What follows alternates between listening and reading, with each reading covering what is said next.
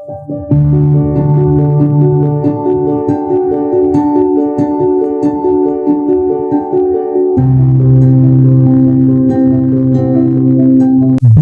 নামে একটি জায়গা ছিল যেখানে আছে দীঘা অবস্থিত। এই নামটি ওয়ারেন হেস্টিং এর চিঠিতে প্রাচ্যের ব্রাইটন হিসেবে উল্লেখ করা হয়েছিল। একজন ইংরেজ ব্যবসায়ী জন ফ্রাঙ্ক স্নাইথ 1923 সালে এখানে বসবাস শুরু করেছিলেন এবং তার লেখাগুলি এই জায়গাটির একটি ভালো এক্সপোজার প্রদান করেছিল। তিনি পশ্চিমবঙ্গের মুখ্যমন্ত্রী বিধানচন্দ্র রায়কে এই জায়গাটিতে একটি সৈকত রিসোর্ট হিসাবে গড়ে তুলতে রাজি করান। ওল্ড দীঘার প্রধান ফটকের কাছে একটি পুরনো গির্জা দেখা যায়। এই স্থানটি অলঙ্কারপুর দীঘা নামেও পরিচিত। নতুন দীঘার একটি নতুন মিশন তৈরি করা হয়েছে যা সিন্দুর তারা নামেও পরিচিত, যা অমরাবতী পার্কের পাশে। এটি একটি চার্চ যেখানে পরিবার এবং পরিজনদের কল্যাণ কামনা করা সম্ভব। ভ্রমণের সেরা উপায় হলো স্থানীয় ভ্যান রিক্সা বুক করা। Tajpur, Orissa border, science city ইত্যাদির মতো অনেক জায়গাও আছে যেখানে ভ্রমণ করা যায় এবং মানসিক সতেজতা লাভ হয়। দীঘা হলো ভারতের পশ্চিমবঙ্গ রাজ্যের একটি সমুদ্র তীরবর্তী অবলম্বন শহর। এটি পূর্ব মেদিনীপুর জেলায় এবং বঙ্গোপসাগরের উত্তর প্রান্তে অবস্থিত। এটি একটি অগভীর বালি সৈকতের সঙ্গে একটি নিম্ন গ্রেডিয়েন্ট আছে। এটি পশ্চিমবঙ্গের একটি জনপ্রিয় সমুদ্র অবলম্বন। দীঘায় প্রধানত 5টি ঋতু রয়েছে: গ্রীষ্ম, বর্ষা, শরৎ, শীত এবং বসন্ত। গ্রীষ্মকাল এপ্রিল মাসে শুরু হয় এবং সর্বোচ্চ তাপমাত্রা 37°C সহ জুন পর্যন্ত চলতে থাকে। যদিও সাগর থেকে ঠান্ডা বাতাস এ সময় আবহাওয়াকে মনোরম রাখে। এরপর জুলাই মাসে বর্ষা আসে এবং সেপ্টেম্বরের শেষ পর্যন্ত স্থায়ী হয়। দীঘায় সাধারণত বর্ষা মৌসুমে উচ্চ আর্দ্রতার সাথে গড় বৃষ্টিপাত হয়। অক্টোবরে শরৎ শুরু হয় এবং গড় তাপমাত্রা প্রায় 25°C সহ ডিসেম্বরের মাঝামাঝি পর্যন্ত স্থায়ী হয়। এবার আবহাওয়া খুবই মনোরম হয়। ডিসেম্বরের দ্বিতীয়ার্ধে শীত শুরু হয় এবং গড় তাপমাত্রা 15 থেকে 16°C সহ ফেব্রুয়ারি মাসের মাঝামাঝি পর্যন্ত স্থায়ী হয়। বসন্ত হলো দীঘায় সর্বোচ্চ উপভোগ ঋতু, যা মধ্য ফেব্রুয়ারি থেকে এপ্রিল মাসের মাঝামাঝি পর্যন্ত। এই পিক সিজনে পর্যটকদের প্রবাহ সবচেয়ে বেশি হওয়ায় হোটেলগুলোতে তাদের ধারণ ক্ষমতা পূর্ণ থাকে। পশ্চিমবঙ্গের দীঘার উপকূলে হলুদ পেটের এক বিরল প্রজাতির সাপ দেখা গেল। সোশ্যাল মিডিয়ায় পর্যটকরা এই ছবি ব্যাপকভাবে শেয়ার করেছে, কিন্তু এই সাপের কথা জানাজানি হতেই আতঙ্ক ছড়িয়েছে সাধারণ মানুষের মধ্যে। কারণ এটি একটি অত্যন্ত বিষাক্ত প্রজাতির সাপ। অ্যান্টিভেনামও এই সাপের কামড়ে কাজ করে না।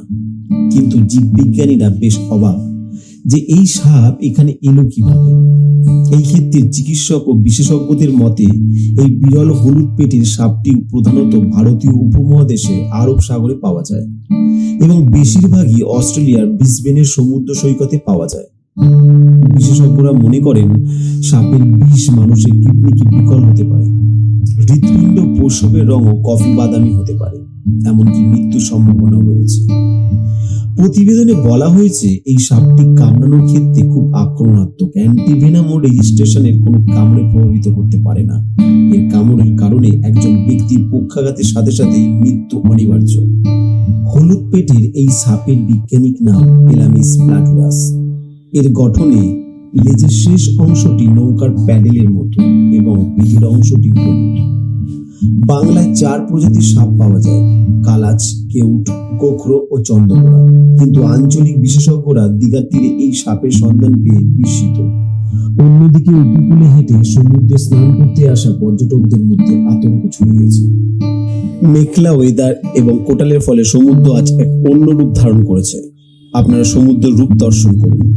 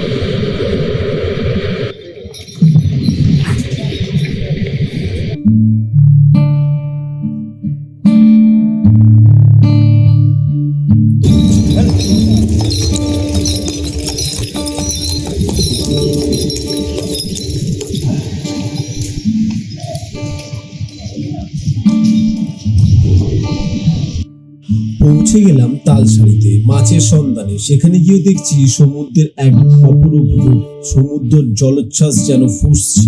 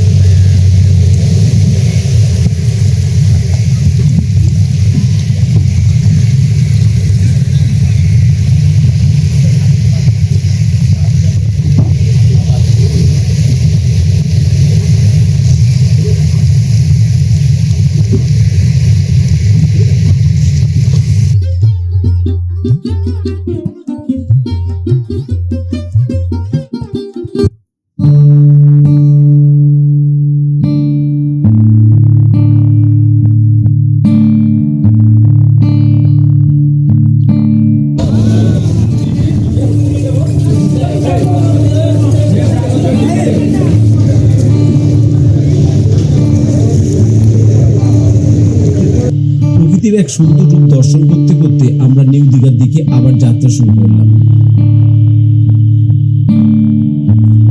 মেঘলা ওয়েদার আর হোটেলের ফলে প্রকৃতি যেন এক অন্য রূপে সুসজ্জিত হয়ে উঠেছে।